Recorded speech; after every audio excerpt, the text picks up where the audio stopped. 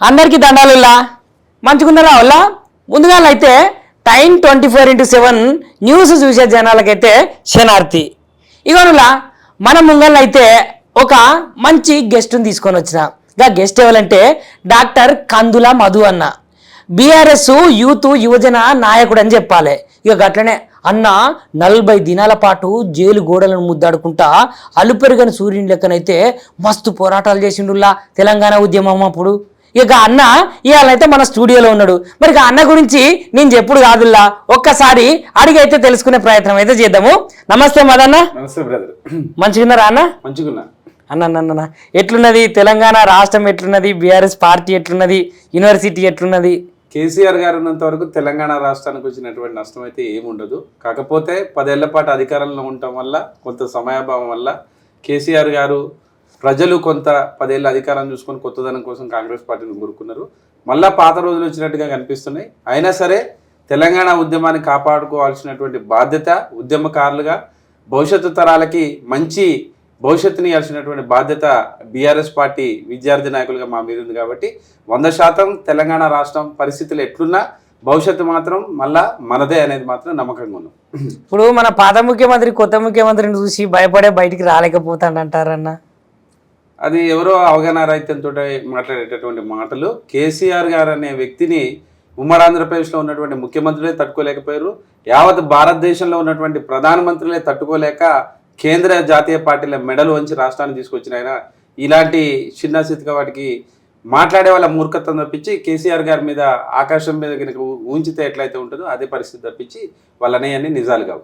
మరి ఇంతగానము అవి జరుగుతున్నాయి ఇవి జరుగుతున్నాయి, ఏం జరుగుతున్నప్పటికీ ఒక్కసారి కూడా బయటకు ఎత్తలేడేంది మరి సారు? ఇప్పుడు మన జనాలతో వచ్చిన బాధ ఎట్లుంటుంది అంటే, బయటికి రాకపోతేనేమో రాలేదంటారు, ఆయన బయటకు వస్తేనేమో మాకు పట్టుమని సంవత్సరం పాటు కూడా ఒక సమయం ఇవ్వకుండా మమ్మల్ని అధికారాన్ని చలమడి చేసుకోకుండా కేసీఆర్ గారు అప్పుడే మా మీద పడ్డారని చెప్పి మాట్లాడేది కూడా వీళ్ళే.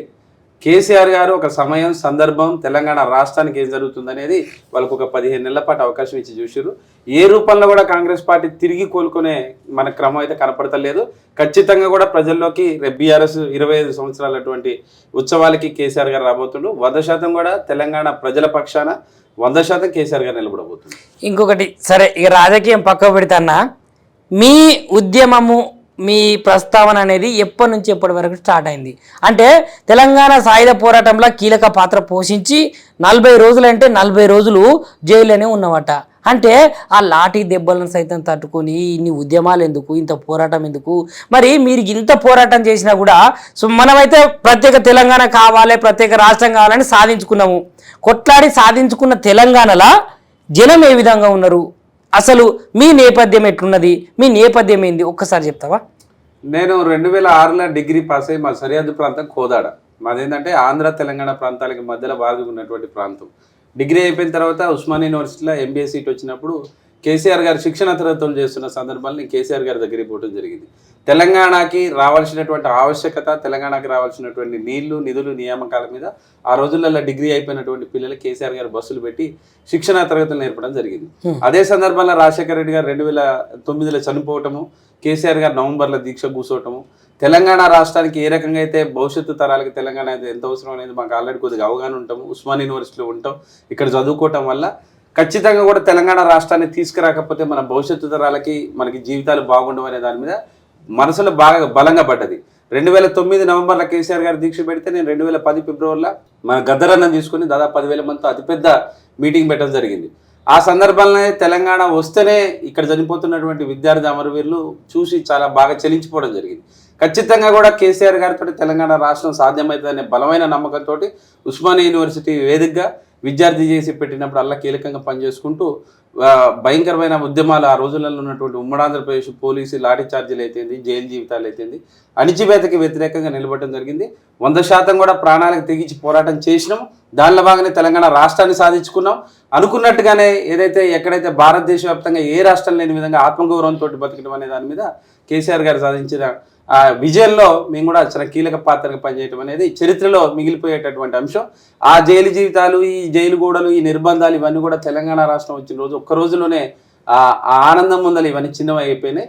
అదందరూ అనుకుంటారు బాగా మీరు ఇబ్బంది పడ్డారు అనుకుంటారు. అది ఇబ్బంది కాదు, ఆ పోరాటంలో ఉన్నటువంటి ఆ ఆనందం అనేది ఇప్పటి వరకు కూడా ఎందులో దొరుకుతలేదు. అందుకే తెలంగాణనే మా జీవితంగా మారిపోయింది. అన్న, మరి తెలంగాణ సాయుధ పోరాటంలో ఇంత కీలక పాత్ర పోషించిన మీరు మరి తెలంగాణ ఉన్నప్పుడే కానీ ఇప్పుడే కానీ మరి ఏదన్నా ఒక పదవి ఇచ్చి ఉండాల్సింది కదన్నా, మరి ఎందుకు ఇవ్వలేదంటారు? 100% ఏం జరిగిందంటే 2014లో మొదటి దఫాల అధికారంలో వచ్చినప్పుడు 60 స్థానాల కొద్దిపాటి తేడాతోటే కేసీఆర్ గారు గెలుపొందడం జరిగింది. ఆయన ఇవాళ రాజకీయ సుస్థిరత కోసం తెలంగాణ ప్రజలకు ఏం చేయాలనే క్రమంలో పక్క పార్టీల నుంచి కూడా కొంతమంది తీసుకొచ్చి బలంగా ఉంటేనే ఈ రాష్ట్రానికి ఏమైనా చేయగలము అనే దాంట్లో పక్క పార్టీలకు సంబంధించినటువంటి నాయకత్వాన్ని ఎమ్మెల్యేలు తీసుకోవడం జరిగింది. దానిలో భాగంగా ఎవడి మీద అయితే మేము కొట్లాడినామో వాళ్ళే ఈ రాష్ట్రానికి మంత్రులు ఉండటము, అప్పుడు ఉన్నటువంటి సందర్భంలో ఉద్యమకారులుగా మేము వాళ్ళు మమ్మల్ని ముందుకు రానికపోవటం వల్ల మొదటి దఫాలో మేము దూరం జరిగిపోవడం జరిగింది. రెండో దఫాల ముందస్తుగానే ఎన్నికలకు పోవటము, ఆ ఎన్నికలు పోయే క్రమంలో ఎవరైతే మొదటి దఫాలా ఉన్నటువంటి పెద్ద మాకటి ఒక అగ్రెసివ్ ఉన్నటువంటి ఒక తరం నాయకులు ఏమైందంటే వాళ్ళంతా ఎమ్మెల్యే టికెట్లు, కార్పొరేషన్ చైర్మన్లు కావడం జరిగింది. మేము ఏదైతే ఈ కోటరీలు వీళ్ళు ఒక కూడు కట్టుకొని బయట వాళ్ళని అందరికి ఎంట్రీ పాస్ కానికపోవటం వల్ల కొంత మేము వెనకబాటుపోవడం జరిగింది. అప్పుడు రాజకీయ సుస్థిరత, తెలంగాణ అభివృద్ధి అనే పదాల్లో కేసీఆర్ గారు పోయే క్రమంలో మా పదవులనే మాకు చిన్నగా అనిపించినాయి. మేము కూడా ఆ లాబింగ్ చేయడంలో ఉద్యమకారులకు సక్సెస్ అయినా, జైలు గోడలు ముద్దాడినాం. కానీ అక్కడ చేయగలిగాల్సినటువంటి లాబింగ్ చేయటంలో రాజకీయ నేపథ్యం లేకపోవడం వల్ల, ఉద్యమ నేపథ్యం మాత్రమే ఉండటం వల్ల కొంత పదవులకు దూరం అయిందంటే మాత్రం 100% నిజం. కానీ మేము ఎప్పుడు కూడా మేము పదవుల్లో ఉండాలని కోరుకోలే. కేసీఆర్ గారు బలంగా ఉండి తెలంగాణ రాష్ట్రం బలంగా ఉంటే, రాజకీయాలలో ఓపిక అనేది ఉంటే ఏ రోజుకైనా అవకాశం వస్తుందనే బలమైన నమ్మకం ఉంటూ పదవిలో ఉన్నా, అధికారంలో ఉన్నా లేకపోయినా మేము ప్రజల్లో ఉంటాం మాత్రం వదిలిపెట్టలేదు. దానివల్లనే ఇవాళకి కూడా విద్యార్థి నాయకులుగా నిలదొక్కగలిగినాం. కాకపోతే ఈ పదవులు ఇచ్చుంటే ఇంకా మరింత బలంగా ప్రజల్లోకి పోయి ఇంకా మరింత మంచి చేసే అవకాశం మాత్రం దక్కేదనే ఒక బాధ మాత్రం ఉండేది. సో మీరు కేసీఆర్ గారి బాటలో, అదేవిధంగా కల్వకుంట్ల కవిత మేడం గారి బాటలో అయితే నడుస్తున్నారు కదా. సో ఇట్లా కవిత గారితో తిరిగినప్పుడే కానీ, లేకపోతే కవిత గారితో సభలల్లో ఉన్నప్పుడే కానీ, మాట్లాడినప్పుడే కానీ మీకు అనిపించింది ఏంటంటే, అంటే మామూలుగా బీసీ బీసీ బీసీ అనే నినాదం మీద కవిత మేడం గారు అయితే కొట్లాడుతున్నారు. అసలు బీసీలకు కవిత మేడానికి సంబంధం ఏమున్నదన్న? మేడం వాళ్ళేమో రావుసు అంటే ఇన్ని సంవత్సరాలు, గత 10 సంవత్సరాల ప్రభుత్వం బీఆర్ఎస్ ఉన్నప్పుడు బీసీలను పట్టించుకోలేదు. మరి ఇప్పుడేందో ఈ కాంగ్రెస్ ప్రభుత్వంకు వ్యతిరేకంగా మాట్లాడాలనా, లేదంటే కాంగ్రెస్ ప్రభుత్వాన్ని తప్పుదోవ పట్టించాలనా? ఎందుకు ఇప్పుడు బీసీ నినాదం ఎత్తుకొని బీసీల గురించి బాగా మాట్లాడుతున్నది? నిన్నగాక మొన్న చూస్తే ఒక వేదికగా చేసుకొని ఆ వేదికలో కూడా మాట్లాడింది. అంటే ఎందుకు మరి ఇప్పుడు బీసీ నినాదం మీద అంతా మాట్లాడుతున్నది? భారత రాజ్యాంగం రాసిన డాక్టర్ బిఆర్ అంబేద్కర్ ఏ కులం బ్రదర్? మీరు చెప్పండి. దళిత కులం, మహర్ కులానికి సంబంధించినటువంటి ఒక మహోన్నతమైన వ్యక్తి డాక్టర్ బిఆర్ అంబేద్కర్ గారు రాజ్యాంగం రాస్తే ఇలా ఓసీలు రాజ్యాంగాన్ని ఫాలో అవ్వట్లేదా? ప్రజాస్వామ్యంలో సమర్థత అనేది, నాయకత్వానికి ప్రతీక అనేది కులంతో సంబంధం ఉండదు. కవిత గారికి అవసరం లే. వాస్తవం మీరు అనేది. కవిత గారికి ఏం అవసరం? కవిత గారు సుస్థిరంగా 10 ఏళ్ల పాటు రాజకీయంగా కేసీఆర్ గారి బిడ్డగా ఆమె అనుకుంటే ఎటువంటి రాజకీయపరమైన పదవులైనా వచ్చాయి. కానీ ఆమె తనని కుట్ర చేసి బీజేపీ పార్టీ ఒక కేసులో ఇరికిచ్చి జైలుకి పంపించిన తర్వాత వాళ్ళ నాన్నలాగానే ఉన్నతమైన లక్ష్యం పెట్టుకోవాలా. మనిషి పుట్టుకనే చాలా చిన్నది. ఈ చిన్న కాలంలో వర్గాలకి, ఏ వర్గాలైతే వెనకబడిపోయిన ఉన్న వర్గాలకి కేవలం రాజ్యాధికారం ద్వారా మాత్రమే వాళ్ళ జీవితాల్లో అనూహ్యమైన మార్పులు వస్తాయని చెప్పి బీసీ వాదాన్ని పట్టుకుంది. కవితకి ఇప్పుడు కొత్త మారుతుంది అనేది మూర్ఖత్వం, తెలియని వాళ్ళు మాట్లాడుతారు. గత 10 ఏళ్లలో తెలంగాణ ఉద్యమంలో పనిచేసినటువంటి విద్యార్థి నాయకులు కానీ, తెలంగాణ ఉద్యమకారులు కానీ, బలహీన వర్గాలకు సంబంధించినటువంటి చాలా మంది నాయకత్వానికి ఆమె అండగా ఉన్నది. కానీ చేసిన పని చెప్పుకోవాల్సిన అవసరం లేదు. కవితక కాడ సమాంతరంగా బలహీన వర్గాలకు సంబంధించిన నాయకత్వము చాలా పెద్ద మొత్తంలో పోరాటం చేసేటోళ్ళు ఉన్నారు. ఇలా చాలా బీసీ సంఘాలు ఉన్నాయి మన దగ్గర. మారోజు వీరన్న గారి తర్వాత వచ్చినటువంటి ఎందరో అనిశేషులు, ఆర్ కృష్ణన్న కాడి నుంచి మొదలు పెడితే ఇవాళ వరకు కూడా బీసీ సంఘాలు వందల సంఖ్యలు ఉన్నాయి. మరి ఎందుకు ఎక్కడ కూడా బీసీలకు సంబంధించి వీళ్ళు ఒక విజయాన్ని సాధించలేకపోయారని నేను సూటిగా అడుగుతున్నా. అంటే బీసీలే నాయకత్వం వహించుకొని వాళ్ళని అటనే మభ్యపెట్టి వాళ్ళ జీవితాలలో మార్పు తీసుకురానటువంటి నాయకత్వం అవసరమా? ఓసీ అయినా బీసీల పక్షాన ఆమె సొంత సమయాన్ని, ఆమెకున్నటువంటి అన్ని వసతులు నొదులుకొని బలహీన వర్గాలకి నేను టికెట్లు ఇప్పించి రాజ్యాధికారం, ఎంపీటీసీలు, సర్పంచులు మీరు కావాలని చెప్పేసి ప్రజా జీవితంలోకి వచ్చినట్టు కవితని మెచ్చుకోవాలనా, లేదా మాతోటి మీరు ఎందుకు వస్తారని చెప్పేసి మన పక్షాన పోరాడుతున్నటువంటి ఒక సమర్థవంతమైన నాయకురాలని దూరం చేసుకోవాలని నేను బీసీ బిడ్డల్ని ప్రశ్నిస్తున్నాను. 100% ఆమె వాళ్ళ నాన్న ఏదైతే తీర్లు ఆలోచిస్తుందో కవితక కూడా అదే తీర్లు ఆలోచిస్తుంది. సార్ ఏదైతే దూరదృష్టితో పనిచేస్తాడో కవితక కూడా అదే ఆలోచన విధానం ఉంటుంది. ఇవాళ గ్రౌండ్లో కింద పబ్లిక్ తోటి, కామన్ మెన్తో కూడా రీచ్ కాగలిగేటటువంటి మనస్తత్వం ఉన్న కవితక్క 100% పట్టుబడితే విడిచే రక్తం కాదు అది. 100% కూడా బలహీన వర్గాలకు సంబంధించి వీళ్ళు ఏదైతే కామారెడ్డి డిక్లరేషన్లో పెట్టి 42% రిజర్వేషన్ల మూవ్మెంట్ వచ్చిందంటే అది కవితక్కతో సాధ్యమైంది.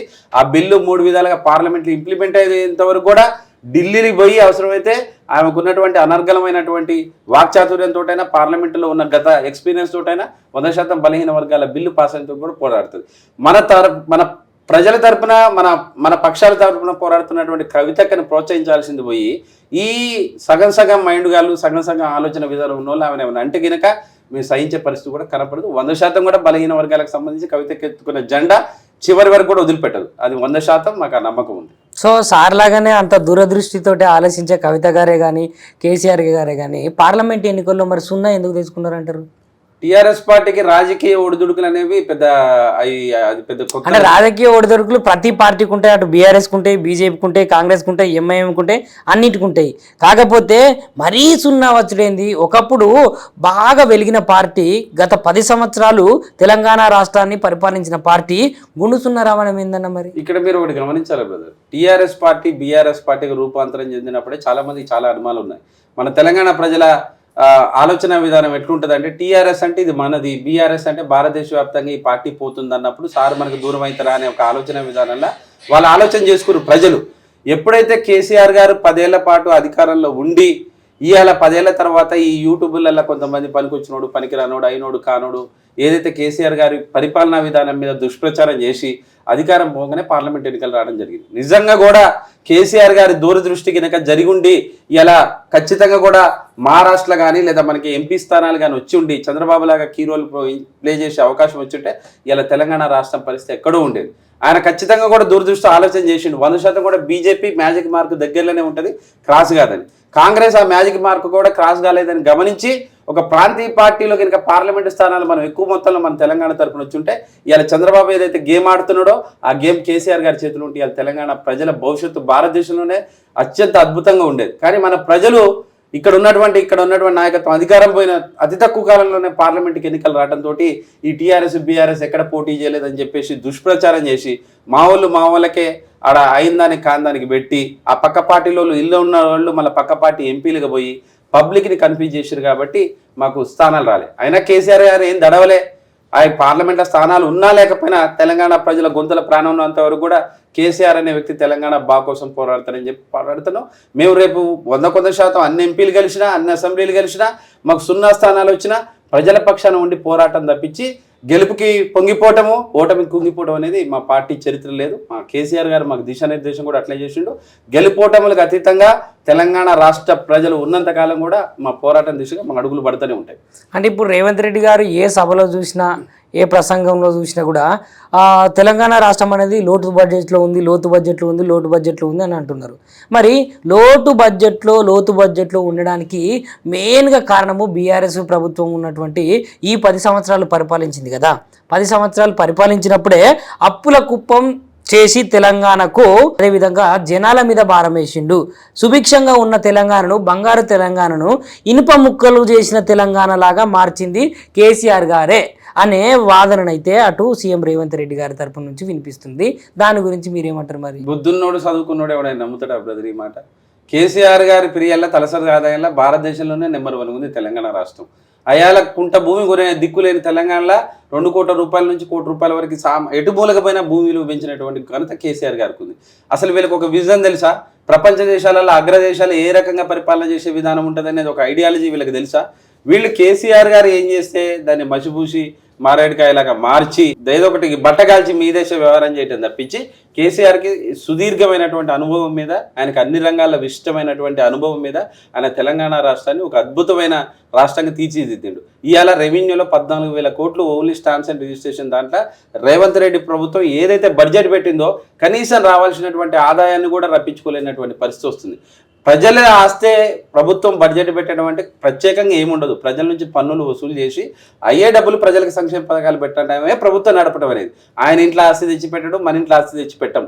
కానీ పరిపాలనా విధానము ఆ యంత్రాంగం మీద కమాండింగ్ లేక రేవంత్ రెడ్డి ఎప్పుడు పాడిందే పాట పాచిపల్ల దోశలు అన్నట్టు ఒకటే మాట అప్పుల కుప్ప అంటుండు. ఇవాళ భారతదేశ జీడిపిలో కానీ ప్రపంచ ఆర్థిక వ్యవస్థ ప్రకారం మన ప్రత్యేకంగా భారతదేశంలో తెలంగాణ రాష్ట్రంలో ఉన్నటువంటి తలసరి ఆదాయం మనకు వచ్చినటువంటి విధానం చూస్తే భారతదేశంలో ఏ రాష్ట్రంలో కూడా ఈ స్థాయి ఆదాయ వనరులను పెంచినటువంటి చరిత్ర ఎవరికి లేదు. కేసీఆర్ గారికి ఉన్న ఆలోచన, అవగాహన, ఆయనకున్నటువంటి బేస్ నుంచి ఉన్నటువంటి నడక చదివి జ్ఞానం పొంది దాని ద్వారా రాష్ట్రాన్ని వెళ్ళే విధానమేమో కేసీఆర్ గారిది. ఈయనకేమో నోరేటు వస్తే ఎటు మాట్లాడితే అటు తిప్పుతాడు నాలుక. పబ్లిక్ని ఉత్తనే మాయమాటలు చెప్పి గారని మాటలు చెప్పే క్రమంలో అప్పుల కుప్ప మేము నెలకు 6,000 రూపాయల నుంచి 10,000 కోట్ల రూపాయలు అప్పులకు వడ్డీలు కడుతున్నాం అబద్ధాలు చెప్పిండు. తీరా మనం చూస్తే అది 2,200 కోట్లు కూడా అప్పుకి కడుతున్నటువంటి సందర్భం లేదు. సంపద సృష్టించి దాని ద్వారా ప్రజలు ఖర్చు పెట్టే విధానం ఉంటే ఆ ప్రభుత్వం నిలబడుతుంది. రేవంత్ రెడ్డికి సంపద సృష్టించే తెలివి లేదు. ఆయన కాడికి అమ్ముకొని పోయి ఆయన నేపథ్యం కూడా రేవంత్ రెడ్డిది కూడా ఆయనకి రియల్ ఎస్టేట్ రంగం మీదనే అనుభవం ఉంది కాబట్టి ఇలా ఎస్యూ భూములు కూడా అమ్మకానికి పెట్టి ఆ 60,000 కోట్లు 70,000 కోట్లు వస్తే దాంతో ఈ సంవత్సరం గడుపుదామని చూస్తుంది. కానీ భవిష్యత్తు తరాలకి ఏం చేస్తే మన భవిష్యత్తు తరాలకి వారసత్వంగా ప్రకృతిని ఇవ్వగలుగుతామనేటటువంటి అవగాహన కానీ అనుభవం కానీ రేవంత్ రెడ్డికి లేదు. రేవంత్ రెడ్డి మాటలు నమ్మే పరిస్థితిలో కూడా ప్రజలు లేరు. షేర్ చేయరి, లైక్ చేయరి, సబ్స్క్రైబ్ చేయరి, మర్చిపోకుండా గంట సింబల్ అయితే ఒత్తురులా.